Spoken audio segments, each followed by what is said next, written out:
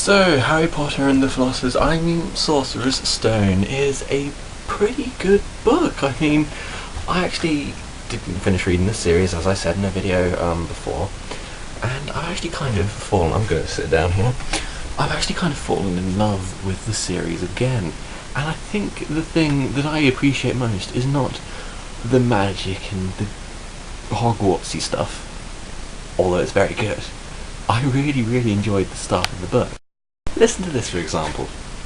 That evening, Dudley paraded around the living room for the family in his brand new uniform. Smelting's boys wore maroon tailcoats, orange knickerbockers, and flat straw hats called boaters.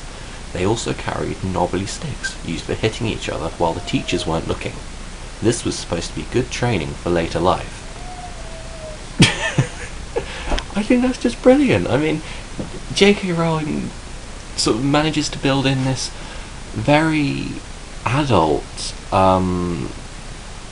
underlying tone about how adults get on and how the world is into such a good book for children. There's stuff that you can appreciate as a child and as an adult, and I think that's fantastic.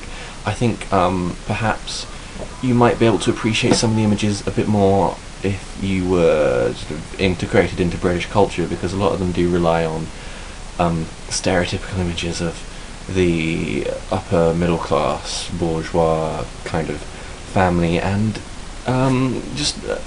to add to that, I think Harry Potter was treated awfully by his parents. It's such a dire situation that he's in. He's basically enslaved in the bottom of this cupboard under the stairs, and yet it's such a light-hearted book. It's quite unreal.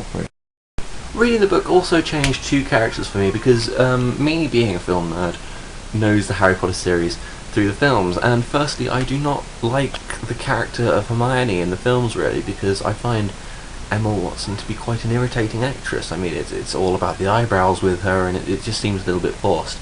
But reading the books, I kind of reconnected with the true Hermione, in that she's actually a very sweet girl, who's quite immature, and I suppose quite nerdy, like probably anyone watching this.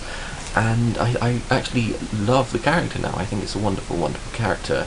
Secondly, the character of Hagrid has become so much more interesting for me. In the films, Hagrid is this one-dimensional guardian comedy figure, blah blah blah, whereas in the book, he's almost unstable.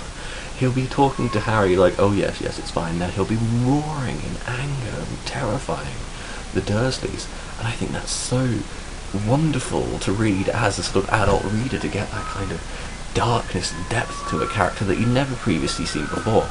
And that out there, that is an ice cream van, and yeah, so I'm gonna... And now that that horrible contraption has passed, sorry about that, let's get out. I just want to sort of illustrate a point here, try not to die by tripping over this, right here, this is a mirror.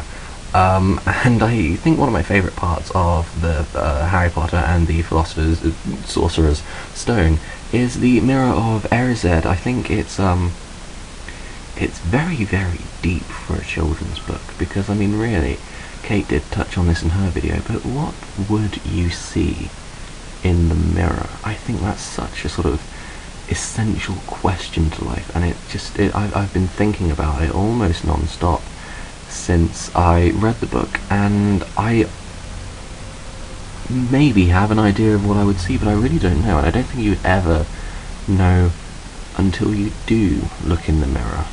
I'm not really sure. It's something to think about, so expect videos on the Chamber of Secrets very soon. I will see you guys in my writing challenge video on Monday, and up until that point, stay groovy.